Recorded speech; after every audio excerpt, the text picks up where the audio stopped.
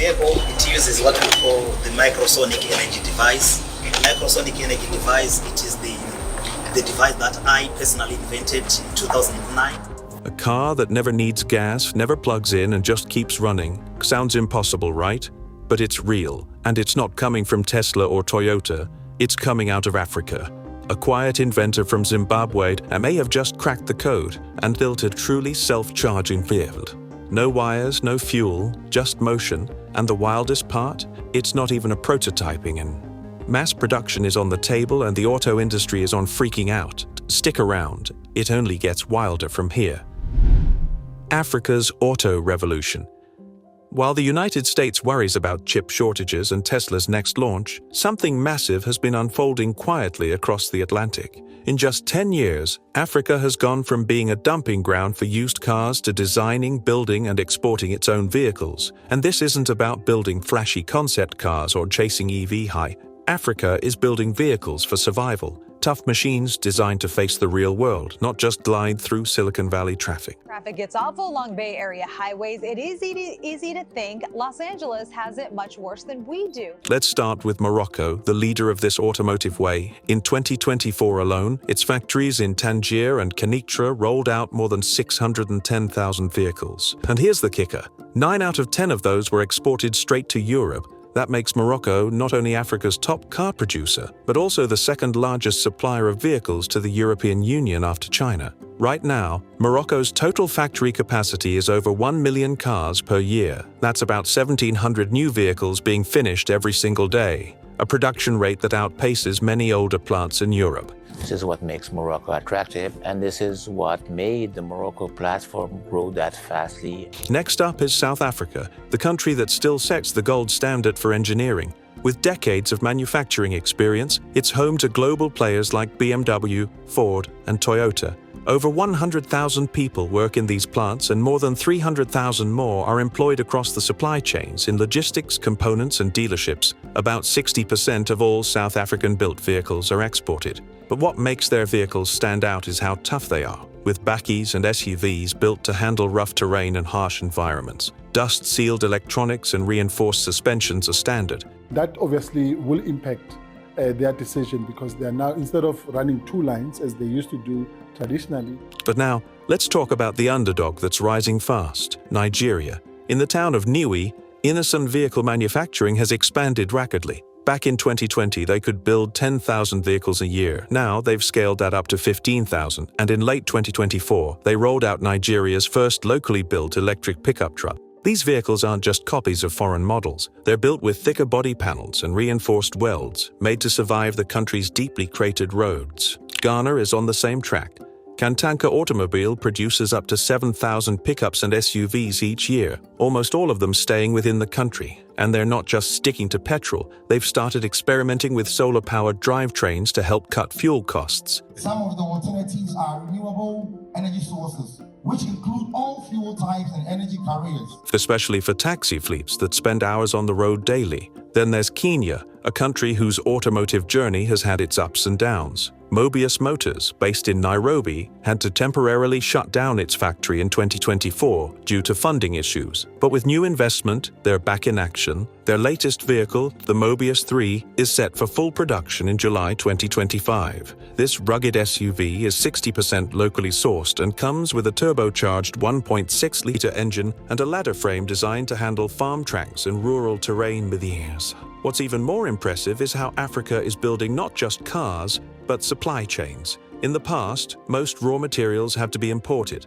Today, Kenya's Devki Group operates a massive steel mill on the coast, producing 500,000 tons of steel annually. That's helped cut frame building costs by nearly 20%. In Egypt, a €1 billion factory in the Suez Canal economic zone is expected to produce 7 million tires every year. Many of them headed to plants in Morocco and Nigeria. Meanwhile, upholstery leather is being tanned in Nigeria's Kamo state and then sent to dashboards in Ghana and South Africa. This shift to local sourcing keeps money and jobs inside Africa and reduces dependence on foreign supply chains. Now let's talk about what really sets these cars apart. They're built for punishment. Think of ground clearance. Anything under 200 millimeters is not even considered. Suspension parts are overbuilt. Radiators come with stone guards. And every bit of electronics is sealed tight against dust. Unlike Tesla's sleek but sensitive designs, African automakers know you might be driving through mud, sandstorms, or floodwater. That's why they use steel conduits to protect wiring and old-school buttons instead of fancy touch panels. Because out here, it needs to work no matter what. One innocent G6 pickup, for example, might haul cassava to market in the morning, drop kids off at school in the afternoon, and still handle a flooded village road at night, all without glitching or needing a laptop to fix it. Now, electric cars are a big deal globally,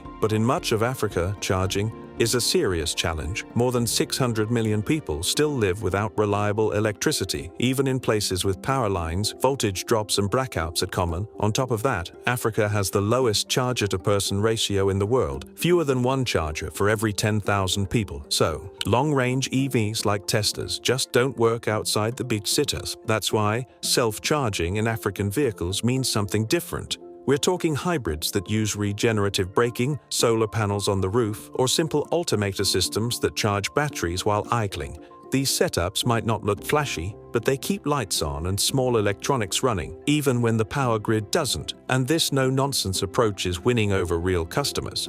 In northern Ghana, farming groups say they've cut maintenance costs by up to 30% just by switching from imported used cars to locally made Kantanka pickups. In Kenya, safari operators prefer the Mobius 3 because its sealed cabin keeps dust out of vital systems, avoiding costly breakdowns. And in Nigeria, Innosen's EV pickup is now being used by telecom technicians who charge their tools and laptops straight from the 20 kilowatt-hour battery. Even global car makers are starting to take notes. Volkswagen's plant in Kigali now sources dashboard components from plastics factories in Nairobi, and Stellantis, which owns Jeep, Peugeot, and Citroën, is already exploring Morocco's interior for a new SUV production line aimed at the West African market. Here's the bottom line. Africa isn't chasing luxury trends or trying to out-Tesla Tesla. It's solving real transportation problems for real people. Africa laid the groundwork with rugged, locally made vehicles, and China wasted no time in joining the race. China's early bird play in Africa. While the West hesitated, China acted.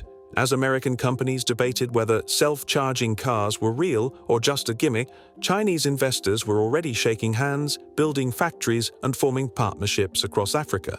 Their logic was simple: even if the tech wasn't perfect yet, the opportunity was too big to miss. And if Africa could make it work on bumpy roads and unstable power grids, then this idea could work anywhere.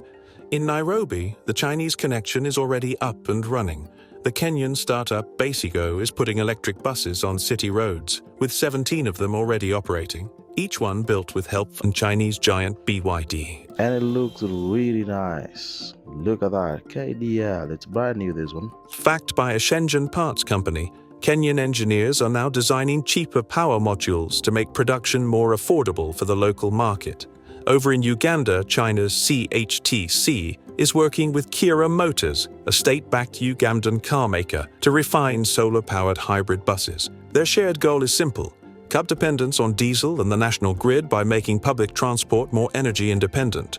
These partnerships aren't about exporting control, they're about shared development. China's interest in East Africa didn't stop there. In May, Ethiopia banned new petrol and diesel cars, opening the door for Guangzhou's GAC grid. The company quickly responded by unveiling 2 plug-in hybrid models designed for the local market. Technicians from Guangdong have already begun helping Ethiopian teams prepare for local production. With no old gas plants to replace, Ethiopia is looking to jump straight into the EV era with Chinese support. West Africa is also getting in on the action. Nigeria, the continent's largest economy, signed an exclusive deal last year with Chinese carmaker Geely. Through Kosharis Motors in Lagos, Geely now sells its compact EVs locally and may even begin local assembly if sales keep growing. One of their models can recharge a small battery using roof panels or a generator, cutting both price and dependence on charging stations. Compared to a Tesla, this approach is much more practical in cities where traffic prawls and power isn't always reliable. South Africa gives Chinese automakers another advantage: access to stricter markets. BYD has already announced plans to triple its dealer network in South Africa by the end of next year. They're rolling out 6 full EVs and 2 hybrids. BYD's growth efforts come at a time of intensifying competition in Africa's largest automotive market. The local company Golden Arrow Bus Services has ordered 120 of BYD's B12 electric buses, marking the country's largest electric fleet deal so far. So why is China moving so fast while others hold back? The answer is simple: mass production. China isn't waiting for perfect science or industry-wide approval. Its factories are ready to roll out thousands of minibuses and pickups using solar panels, regenerative braking, and heavy-duty alternators. These aren't fully self-charging in the traditional sense, but they're self-sufficient enough for places where the power grid is unstable. And in most of Africa, that's a big deal. For Tesla, this is a growing concern. China is Tesla's second-largest market. If Chinese firms like BYD, Geely, and GAC can build rugged, low-cost vehicles for Africa and then start exporting them to other developing regions, Tesla's dominance in Asia could take a serious hit. Chinese automakers are also willing to take risks. They'll launch early and fix problems later. If even one of their designs works, it could flood markets in Southeast Asia before Tesla finalizes a supply deal. But there's more to this than just competition. China is playing the long game. Instead of pushing for control over patents or demanding ownership states, Chinese officials frame these deals as partnerships, and that message is landing well. African governments, tired of strict Western rules and intellectual property strings, are seeing China as a more flexible partner. Last year, during the summit, South African President Cyril Ramaphosa called China's support mutually beneficial and praised BYD's role in helping the country deal with rolling blackouts. Chinese electric vehicle giant BYD plans to nearly triple its dealership network in South Africa by next year. The reality is, self-charging tech still has a long way to go, but China has already locked in the early advantage. While China locked in deals on the continent, the ripple effect began to hit global auto giants, shaking up the EV world. Western car makers thought the race was theirs. With billions poured into batteries and charging networks, they believed the roadmap was clear. But then came Africa's self-charging breakthrough, and suddenly, everything changed. A car that could power itself without relying on plugs or stations threw the entire industry off balance. Auto giants from Detroit to Wolfsburg were forced into emergency strategy sessions. If vehicles could recharge while moving, what happens to the infrastructure they've spent years and billions building? Volkswagen, which not long ago promised an all-electric lineup by the next decade, is already adjusting course. They've delayed their new scalable systems platform and are now exploring range extender hybrids, just in case the self-charging concept becomes mainstream. Toyota, always cautious with full EVs, has started teaming up with Chinese tech leaders like Huawei, Xiaomi, and Momenta to build lighter drivetrains and test solar charging support for their upcoming BZ models. Meanwhile, Ford and General Motors are quietly funding projects to capture energy through boosted regenerative braking and thin solar skins. These developments could help them move beyond the limits of current battery-only vehicles. Tesla spent over a decade and billions of dollars building its supercharger network. That once looked like a major advantage. But today, that very investment could make pivoting harder. Supercharger network to non-Tesla electric vehicles. Tesla, along with the White House, making that announcement earlier this week. Companies that didn't lock themselves into proprietary charging setups now find themselves more flexible, and consumers are starting to notice. According to a recent Shell survey involving 15,000 drivers, more than 40% of Europeans and about one-third of Americans still hesitate to buy EVs because of charging concerns. If self-charging becomes real and reliable, these hesitant buyers could flood the market, choosing newer, more practical alternatives, and car makers without charging baggage will be ready. While executives debate what's next, Africa's factories are already moving. In South Africa alone, the auto industry directly employs over 110,000 people, and that number is rising fast as new self-charging vehicle lines launch. South Africa is experiencing a multi-billion rand automotive investment boost. In Nigeria and Kenya, the demand for welders, electricians, and software technicians is growing. In Cape Town, Golden Arrow Bus Services placed an order for 120 electric buses from BYD, securing years of production and workforce development. Unlike the highly automated factories in Fremont or Shanghai, many African car plants still prioritize hands-on work. Teams rotate through different roles, learning how to install solar panels, wire systems, and calibrate drivetrains. Workers aren't just tightening bolts, they're learning the tech inside and out, and that matters. They take pride in what they build, they track performance, and they offer feedback to improve future models. Labor unions that once feared automation are now backing this wave of innovation. In Zimbabwe, the Automotive and Allied Workers Union just won a 10% wage increase and better housing allowances, pushing for better standards as production scales up. In Nigeria, union leaders are tying worker bonuses to local sourcing goals, pushing automakers to use more local steel, rubber, and fabric. It's a smart move. Management gets lower logistics costs, workers get stronger job security, everyone wins. Africa is proving that advanced manufacturing doesn't have to mean replacing workers with machines. It can mean training workers to become problem solvers and innovators. Every new hire that learns how to install a solar panel or troubleshoot an alternator becomes part of something bigger. As giants pivoted to catch up, Tesla knew it had to respond, and fast. How Tesla is fighting back.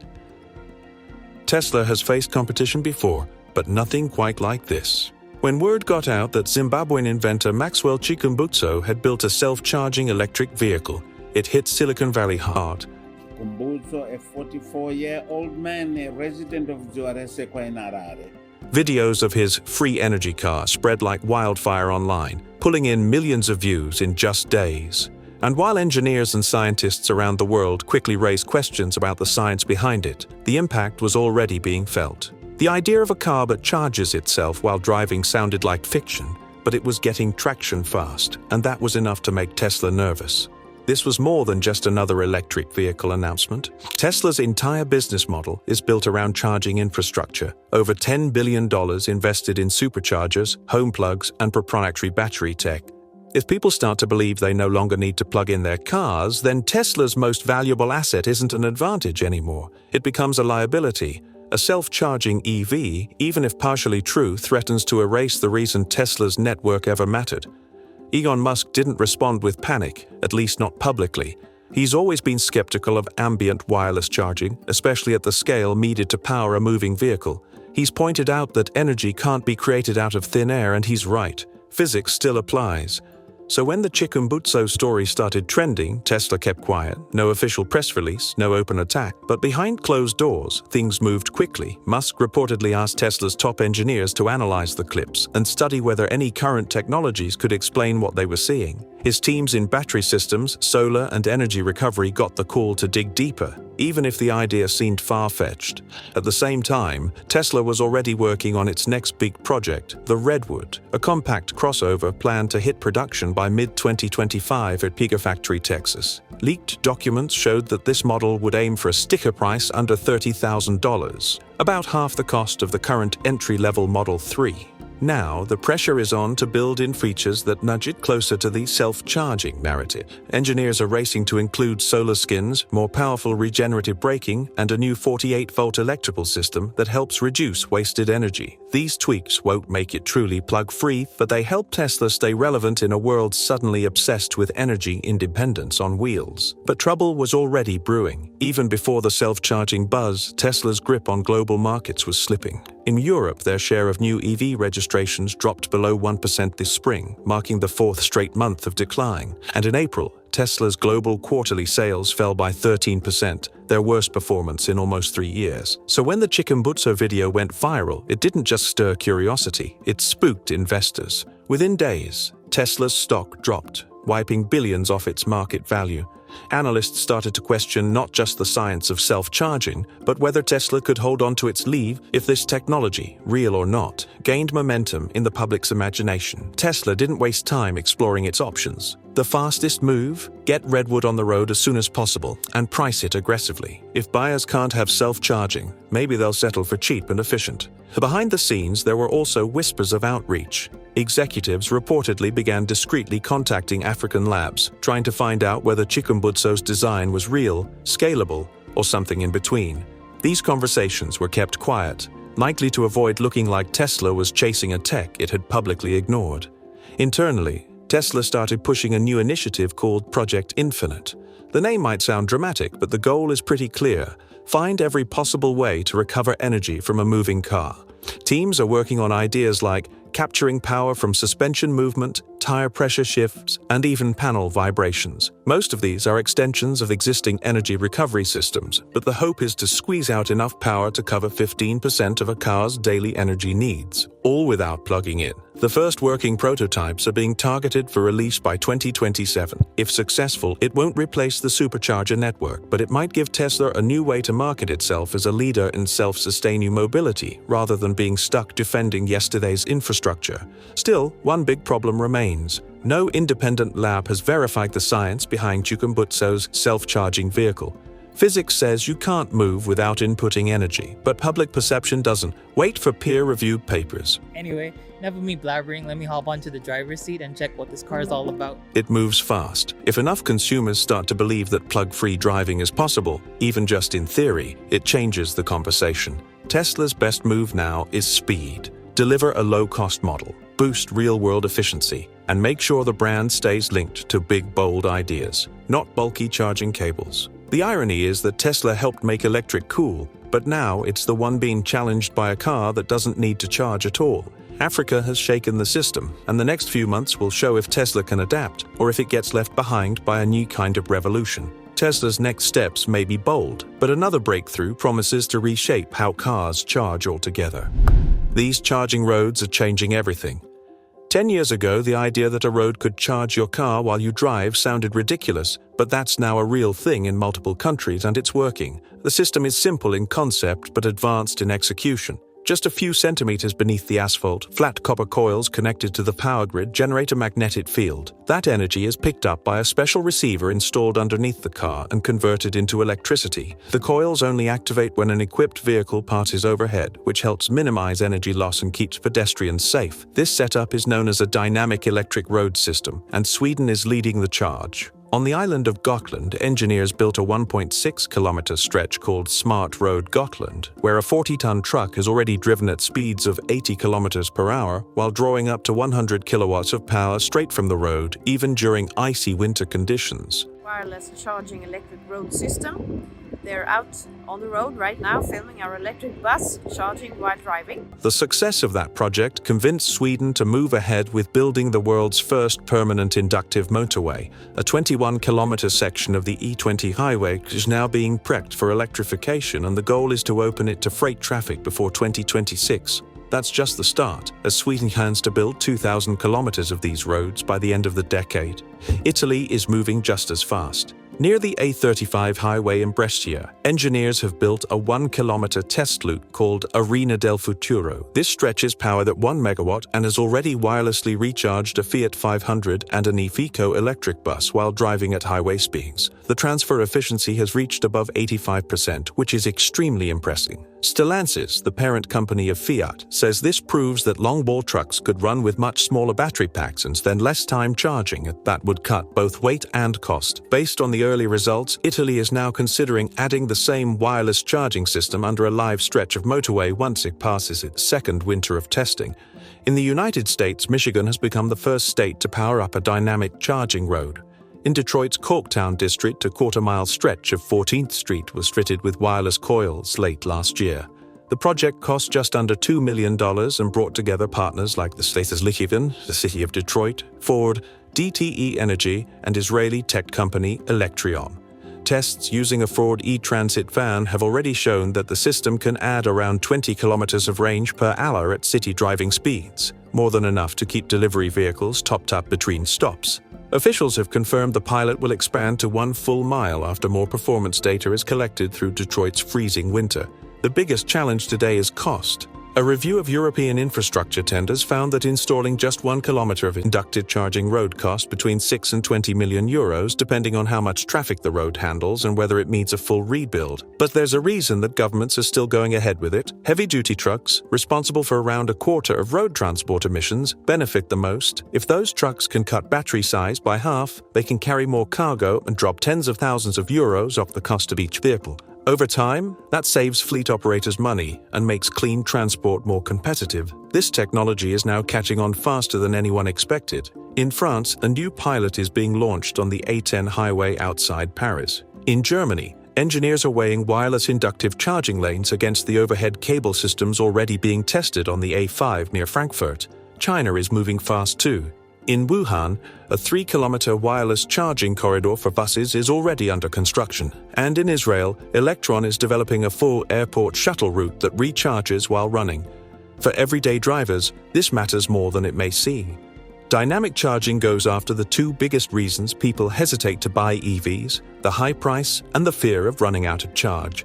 If the road handles some of your daily charging needs, your car doesn't need a giant battery. For cities, dynamic charging leads to cleaner air and quieter streets without waiting for everyone to install a home charger. For rural areas and truck routes, it allows transport to go electric without the need for massive battery depots at every stop. And in places like Africa, where rugged, self-sustaining vehicles are already becoming the norm, turning roads into power sources just makes sense. Critics say it only works for vehicles equipped with receivers, but even that barrier is coming down. Electron says that mass production will bring the price of each receiver to under $2,000 within the next 2 years. Dynamic charging won't replace plugs overnight, and batteries aren't going anywhere. For this technology is no longer an experiment. It's already solving real problems. Thanks for watching. See you in our next video.